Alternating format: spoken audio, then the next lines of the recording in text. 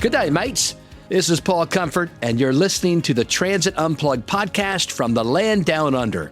I just returned from a 10-day trip to Australia, 23-hour flight there, 23 hours back, 10 days on the ground, visiting three amazing cities: Melbourne, the land of great coffee and the world's biggest tram network, Yarra Trams. Then we went to Hobart, Tasmania, the island just south of the mainland, where we spoke at the Bus Industry Confederation conference and went up Mount Wellington and got to see amazing sights there. We went up to Brisbane, the Gold Coast, the Sun Coast, closer to the equator, where I got to speak at the Austrail Conference, their national rail conference, and see their beaches, etc. Just an amazing country. And you know, Australia, there's so many things that are different, right? But you know what? So many things are similar, and that's what we found out during our 10-day trip.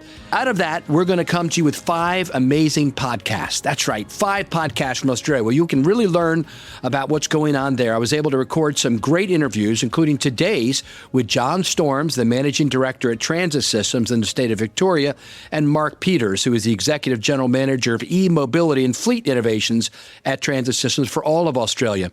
While I was there, I also got to do some amazing things like visit the Steve Irwin Zoo and hang out with the kangaroos and koala bears and even see a Tasmanian devil or two. It was a great time.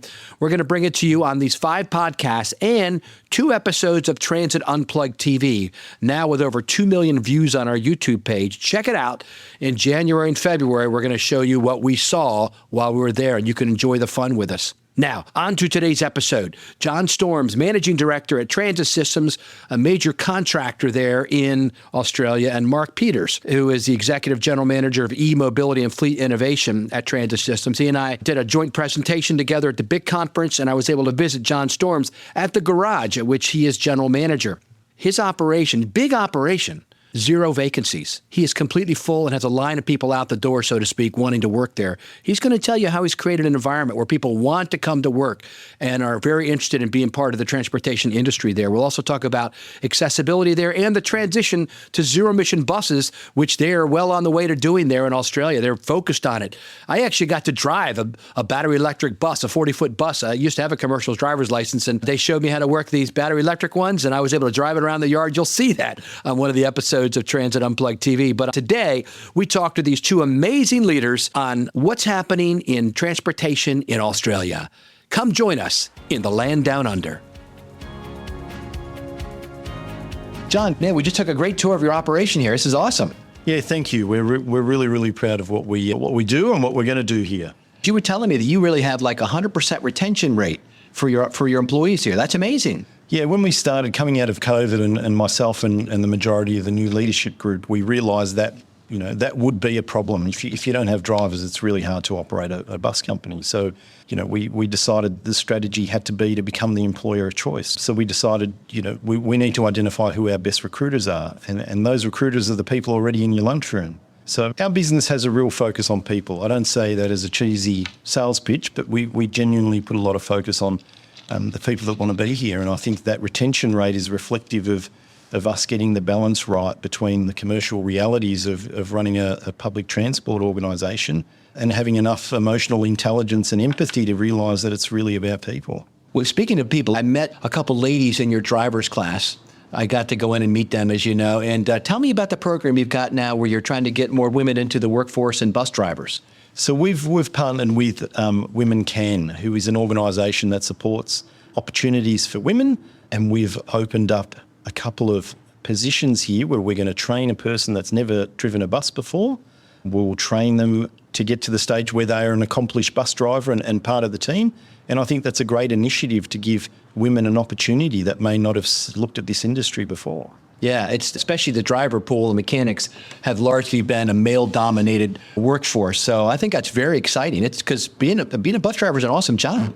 Yeah, I think it's rewarding. I think, you know, it's an honest living. It's a worthwhile career, and the more people that get involved and the more people we can tell is a great career, I think the better off we're all going to be. I love your focus on people. I mean, it's refreshing. One of the other programs you have that's really focused on people is your Sunflower program. Tell me about that. Yeah, absolutely. We're really proud of what we did with that hidden disability program. I think we have an obligation to ensure that public transport is accessible to everyone whether you've got a visible disability, no disability, or a hidden disability, we've got a huge commitment in this organisation to make sure the entire organisation understands what having a hidden disability is and how we can help those people get onto our public transport service. It's pretty interesting to me that your trainer was telling me it started at Gatwick Airport in London? Yeah, absolutely. So there's a lot of history behind the Sunflower program. There's a great website, and Amelia, who you met earlier, is an absolute champion and a believer in this program, and so are we. And hidden disabilities are so important. You just don't know what's going on for some people.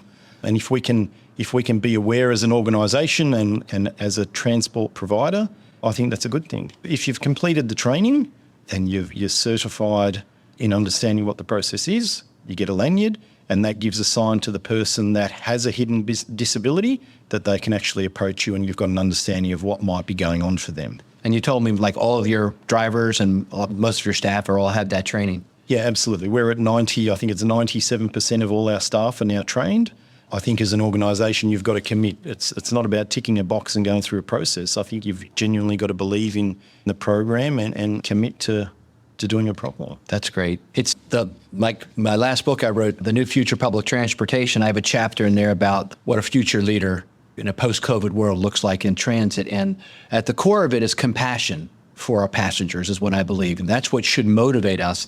And I think that leads us to make the right decisions. We do like Stephen Covey said in his book, 7 Habits of Highly Effective People, begin with the end in mind.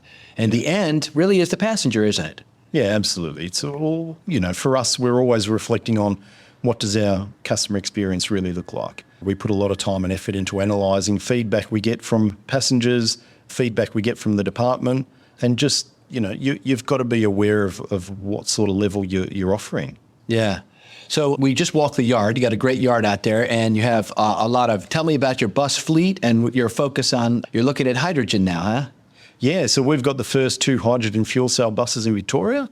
We're really, really open-minded about what technology is available and where that's going to lead. Those 2 buses are designed and manufactured here in Australia. They, perform outstanding. I think it's a fantastic product. We refuel them every 3 days as opposed to the diesel buses that get refueled every day. I think we're not flooded with choice when it comes to the bus, but I think the challenges moving forward are around the infrastructure on how you refuel a hydrogen bus.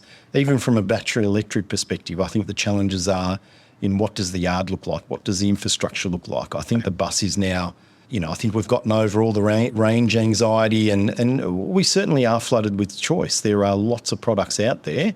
The challenge is going to be the infrastructure on a site like this. It's 46,000 square metres. How do you electrify that? Yeah. Although it looks like you've got a lot of electric right out there with the trains coming by you.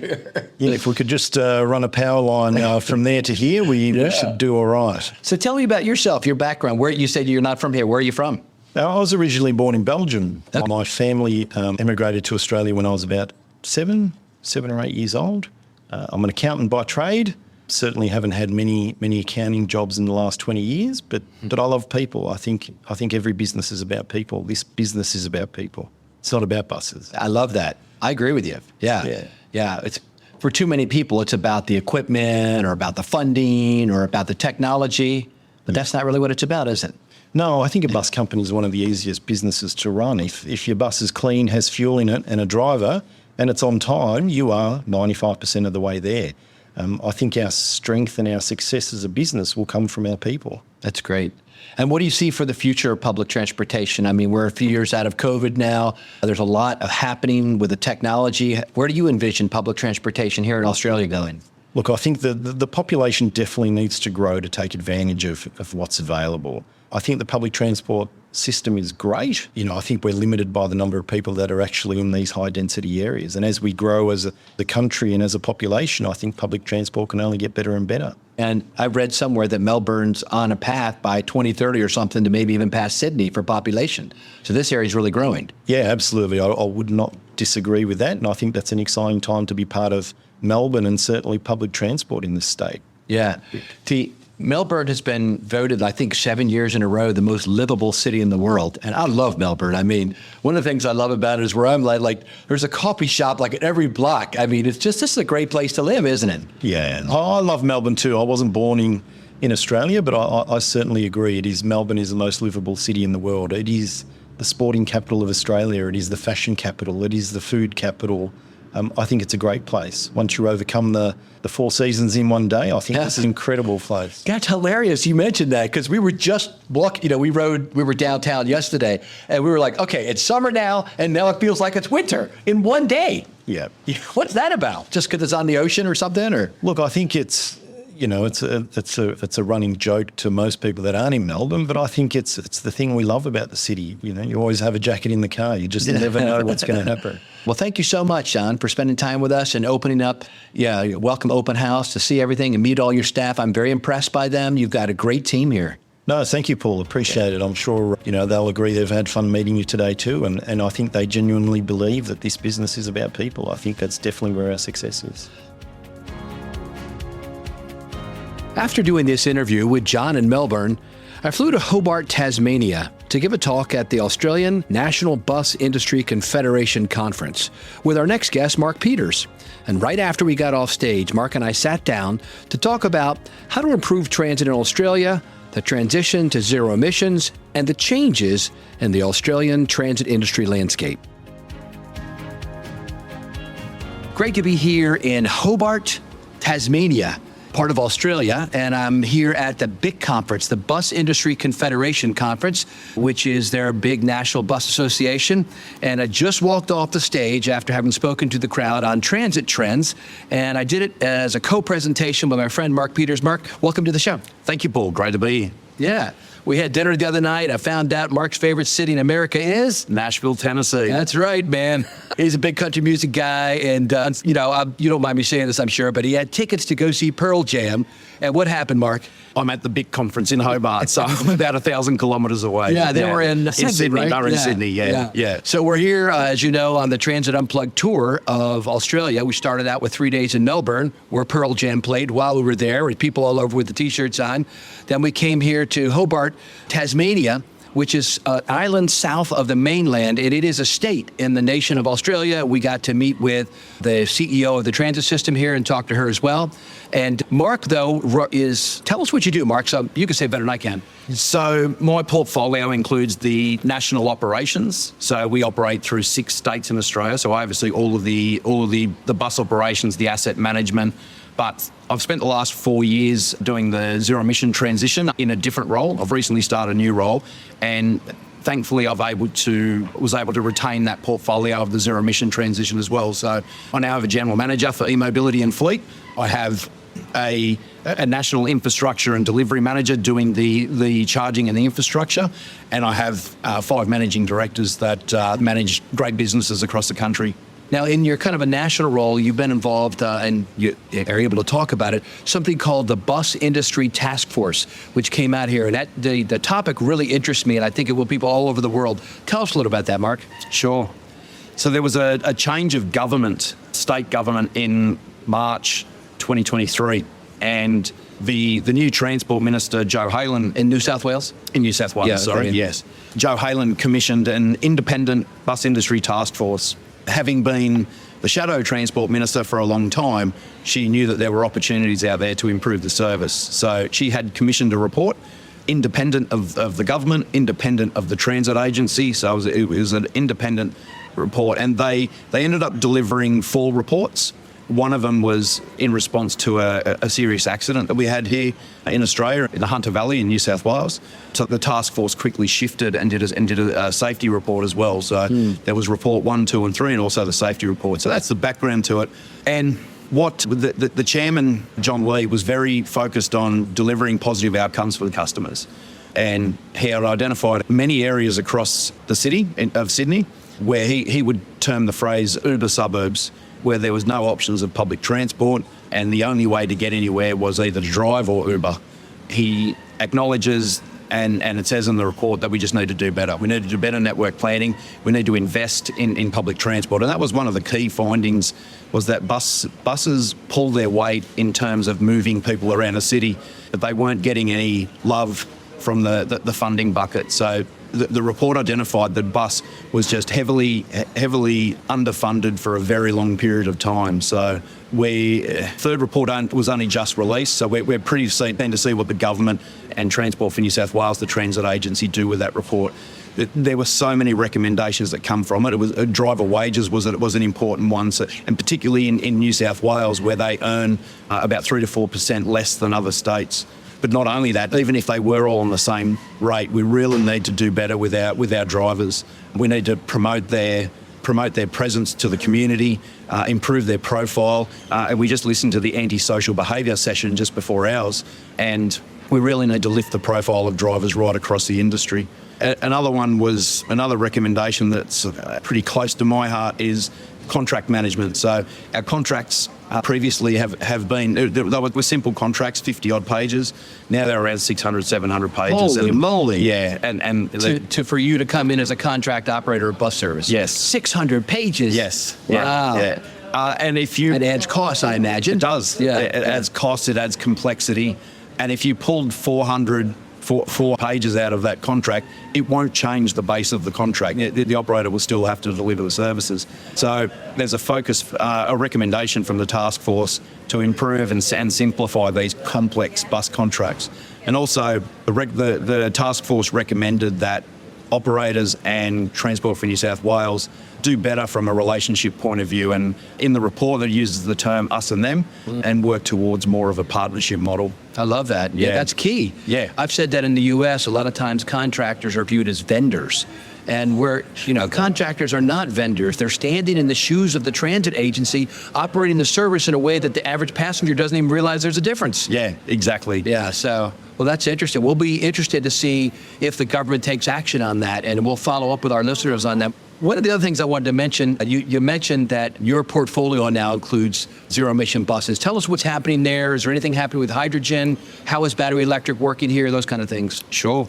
Our electric bus transition started, we kicked off with 4 buses on the 1st of July 2019, and we operated those buses for probably 2 years, and then the decision was made that the transition is happening because those buses just worked perfectly. We had some range anxiety at the start, but that was quickly dissipated, and we just released them out into the wild. Today, we operate 119 electric buses across the country, and we also operate 4 hydrogen fuel cell buses. So we operate 2 in Adelaide and 2 in Melbourne. Me personally, I think there's a place for both technologies. I saw the one in Melbourne, by the way. You did. I went to that garage. You did, yes. Yeah. That's out of our West Footscray depot. So, yeah, I definitely think that there's a place for both technologies. We've been doing a lot of work in tenders and building a lot of scenarios. And depending on the operation, so for example, at our Leichhardt depot, we don't need hydrogen. Buses come back with 55% state of charge. They're only doing 135, 150 kilometres on average per day. A shift, yeah. Yeah, so there's no place for it there. But we've been building schedules, and some of the schedules come back to maximise efficiency. Some buses come back with 510 kilometre blocks in them, 4 kilometre blocks. You just can't do that on a battery electric bus, and you don't have the time through the middle of the day to be able to charge it. They're just out there all day.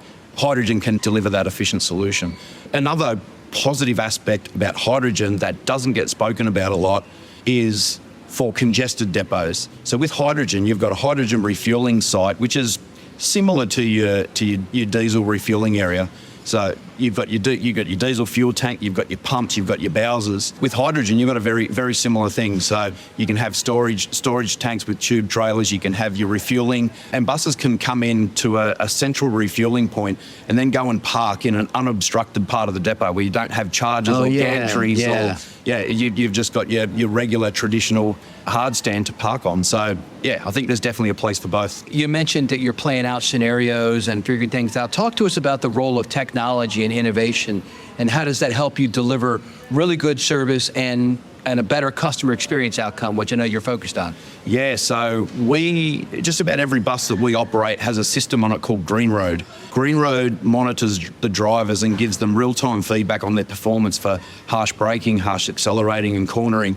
And if we can improve that and improve driver scores, and we turn it into a game, we call it gamification. And we like the drivers to compete against each other to get a good score on green road. If you're getting a good score on green road, you're delivering a smooth, comfortable ride for our customers. And that's a good result for the customers. It's a good result for us because it improves our customer satisfaction survey results with the government. So it's a win-win for everybody. So that's delivering a really good outcome for us, as is our ADAS and fatigue and distraction monitoring. So there's a forward-facing camera that does collision avoidance for vehicles and for pedestrians, and then there's an inward-facing camera for driver fatigue and distractions. So wow, that's awesome. Yeah, it's a fantastic. Has it improved your safety performance? Yeah. We're trialling them at the moment, but we've seen some alerts that have come through, and if that person had stayed on the road without management, it could have been catastrophic circumstances. But yeah, we're really working with the technology to be able to improve comfort and safety for our passengers. Mark, thanks so much for spending a few minutes with us today. We wish you the very best. And the next time you come to Nashville, let me know. I'll come down and join you. I'll be looking for you. Thanks very much. All right. Thank you for listening to this week's episode of Transit Unplugged with our special guests, John Storms and Mark Peters. Hi, I'm Tris Hussey, editor of the podcast, and coming up next week, we're publishing a day early on Christmas Eve with a very special episode. Our own award-winning radio journalist, Julie Gates, turns the tables on Paul and interviews him with a look back at 2024 and ahead to 2025. This will also be our first video podcast for Transit Unplugged. Look for the video on YouTube and Spotify, and the audio version in all the usual places you find Transit Unplugged. Transit Unplugged is brought to you by Modaxo. At Modaxo, we're passionate about moving the world's people, and at Transit Unplugged, we're passionate about telling those stories. So until next week, on Christmas Eve, ride safe and ride happy.